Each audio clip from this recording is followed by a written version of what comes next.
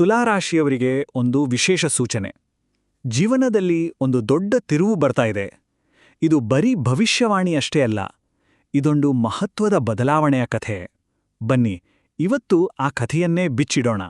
ಹೌದು, ಜೀವನದ ಒಂದು ಬಹುಮುಖ್ಯ ಘಟ್ಟ, ಒಂದು ಟರ್ನಿಂಗ್ ಪಾಯಿಂಟ್ ಅಂತಾನೇ ಹೇಳ್ಬೋದು. ಹಾಗಾದ್ರೆ ಈ ದೊಡ್ಡ ಬದಲಾವಣೆಗೆ ಸಿದ್ಧತೆ ಇದೆಯಾ? ಸರಿ, ಬನ್ನಿ ಇದರ ಬಗ್ಗೆ ಇನ್ನಷ್ಟು ಆಳವಾಗಿ ನೋಡೋಣ.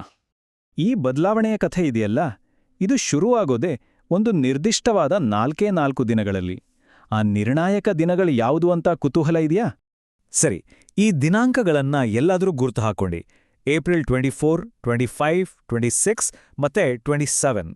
ನೆನ್ಪಿಡಿ, ಇವು ಬರೀ ಕ್ಯಾಲೆಂಡರ್ ಮೇಲಿರೋ ದಿನಾಂಕಗಳಲ್ಲ, ಇವು ಜೀವನದ ದಿಕ್ಕನ್ನೇ ಬದಲಿಸಬಹುದಾದಂತಹ ಒಂದು ಬಹುಮುಖ್ಯ ಘಟ್ಟ. ಒಂದು ವಿಷಯ ಸ್ಪಷ್ಟವಾಗಿರ್ಲಿ, ಇದು ಇದ್ದಕ್ಕಿದ್ದಂತೆ ನಡೆಯೋ ಘಟನೆಯಲ್ಲ, ಬದಲಾಗಿ ಇದು ನಮ್ಮೊಳಗೆ ಒಂದು ಹೊಸ ಅರಿವನ್ನ ಮೂಡಿಸೋ ಸಮಯ. ಇದೊಂದು ರೀತಿ ಪರ್ಸನಲ್ ಅವೇಕನಿಂಗ್, ಅಂದ್ರೆ ವೈಯಕ್ತಿಕ ಜಾಗೃತಿಯ ಆರಂಭ ಅಂತ ಹೇಳ್ಬೋದು.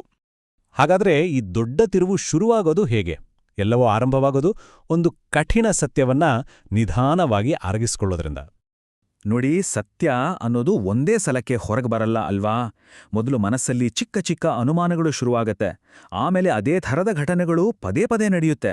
ಹೀಗೆ ಒಂದೊಂದೇ ತುಣುಕುಗಳು ಸೇರಿ ಕೊನೆಗೆ ಒಂದು ದೊಡ್ಡ ಚಿತ್ರಣ ಸಿಗುತ್ತೆ. ಸತ್ಯದ ದರ್ಶನ ಆಗೋದು ಹೀಗೆ. ಆಗ ಮನ್ಸಲ್ಲಿ ಈ ಒಂದು ಪ್ರಶ್ನೆ ಕಾಡಕ್ ಶುರುವಾಗತ್ತೆ.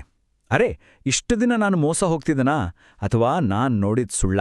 ಈ ಒಂದು ಪ್ರಶ್ನೆ ಇದೆಯಲ್ಲ, ಇದೇ ಅನುಮಾನವನ್ನ ದಾಟಿ ಸತ್ಯದ ಕಡೆಗೆ ನಮ್ಮನ್ನ ಕರ್ಕೊಂಡೋಗುತ್ತೆ.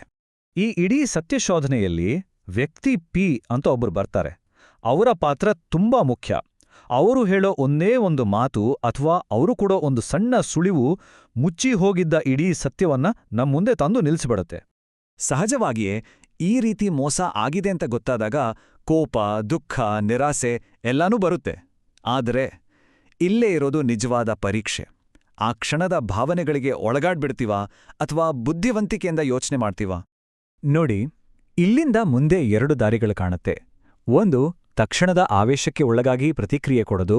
ಇನ್ನೊಂದು ದಾರಿ, ಶಾಂತವಾಗಿ ಪರಿಸ್ಥಿತಿಯನ್ನ ಅರ್ಥ ಮಾಡ್ಕೊಂಡು ಕಾರ್ಯತಂತ್ರ ರೂಪಿಸೋದು. ಯಾವ ದಾರಿಯನ್ನ ಹಿಡಿಬೇಕು ಅನ್ನೋದು ಬಹಳ ಮುಖ್ಯವಾಗತ್ತೆ. ಒಂದ್ ಮಾತು ನೆನ್ಪಿರ್ಲಿ, ಸತ್ಯ ಏನು ಅಂತ ತಿಳ್ಕೊಳ್ಳೋದೋ ಒಂದು ಭಾಗ ಅಷ್ಟೇ. ಆದ್ರೆ ನಿಜವಾದ ಶಕ್ತಿ ಇರೋದು ಆ ಸತ್ಯಕ್ಕೆ ನಾವು ಹೇಗೆ ಪ್ರತಿಕ್ರಿಯಿಸ್ತೀವಿ ಅನ್ನೋದ್ರಲ್ಲಿ. ಹಾಗಾಗಿ ಅಯ್ಯೋ ಹೀಗಾಯ್ತಲ್ಲ ಅಂತ ಪರಿಸ್ಥಿತಿಗೆ ಬಲಿಪಶು ಆಗೋದು ಬೇಡ.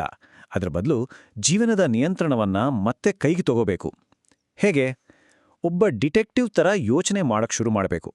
ಈ 4 ಹಂತಗಳಿದೆಯಲ್ಲ, ಇವು ನಮ್ಮನ್ನ ಆ ಭಾವನಾತ್ಮಕ ಬಿಕ್ಕಟ್ಟಿನಿಂದ ಹೊರಗೆ ತಂದು ಪರಿಸ್ಥಿತಿಯನ್ನ ಒಂದು ತನಿಖೆಯ ಥರ ನೋಡಕ್ಕೆ ಸಹಾಯ ಮಾಡುತ್ತವೆ.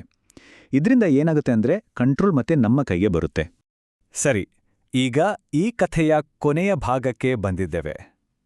ಈ ನೋವಿನ ಅನುಭವ, ಇದು ಹೇಗೆ ಒಬ್ಬ ವ್ಯಕ್ತಿಯನ್ನ ಇನ್ನಷ್ಟು ಬಲಶಾಲಿ ಮತ್ತು ಸಕಾರಾತ್ಮಕವಾಗಿ ಬದಲಾಯಿಸುತ್ತೆ ಅಂತ ನೋಡೋಣ ಬನ್ನಿ. ಇದನ್ನ ಒಂದು ನಷ್ಟ ಅಂತ ನೋಡೋದು ಬೇಡ. ಇದೊಂದು ರೀತಿ ಶುದ್ಧೀಕರಣ ಪ್ರಕ್ರಿಯೆ, ಅ ಪ್ಯೂರಿಫಿಕೇಷನ್ ಪ್ರಾಸೆಸ್. ಅಂದ್ರೆ ಏನನ್ನು ಕಳ್ಕೊಂಡ್ವಿ ಅನ್ನೋದಕ್ಕಿಂತ ಮುಖ್ಯವಾಗಿ ಯಾವ ಸ್ಪಷ್ಟತೆ ಸಿಕ್ತು ಅನ್ನೋದು ಬಹಳ ಮುಖ್ಯ. ಈ ಅನುಭವದ ನಂತರ ಜೀವನದ ಪ್ರಮುಖ ಕ್ಷೇತ್ರಗಳಲ್ಲಿ ಒಂದು ದೊಡ್ಡ ಪರಿವರ್ತನೆಯನ್ನೇ ಕಾಣ್ಬೋದು. ಉದಾಹರಣೆಗೆ, ಕುರುಡಾಗಿ ನಂಬಿಕೆ ಇಡೋ ಬದಲು ಯೋಚನೆ ಮಾಡಿ ನಂಬಿಕೆ ಇಡೋದು, ಭಾವನಾತ್ಮಕವಾಗಿ ತಗೋತಿದ್ದ ನಿರ್ಧಾರಗಳ ಜಾಗದಲ್ಲಿ ತರ್ಕಬದ್ಧ ನಿರ್ಧಾರಗಳು ಬರುತ್ತೆ. ಹಾಗೇನೆ ಬೇರೆಯವರ ಮೇಲಿನ ಅವಲಂಬನೆ ಕಡಿಮೆಯಾಗಿ ಸ್ವಾಭಿಮಾನ ಹೆಚ್ಚಾಗತ್ತೆ. ಇವೆಲ್ಲ ಈ ಅನುಭವದಿಂದ ಕಲಿಯುವಂತಹ ಪ್ರಮುಖ ಪಾಠಗಳು, ಕಷ್ಟಪಟ್ಟು ಕಲಿತ ಪಾಠಗಳು ಇವು.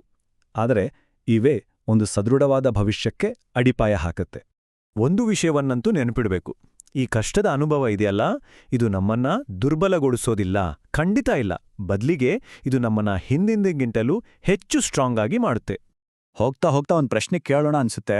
ಬಹುಶಃ ಜೀವನದಲ್ಲಿ ನಾವು ಎದುರಿಸೋ ಅತಿದೊಡ್ಡ ದ್ರೋಹಗಳೇ ನಮಗೆ ಸಿಗುವ ಅತಿದೊಡ್ಡ ಪಾಠಗಳಾಗಿರಬಹುದೇನೋ ಅಲ್ವಾ? ಇದ್ರ ಬಗ್ಗೆ ಯೋಚನೆ ಮಾಡಿ.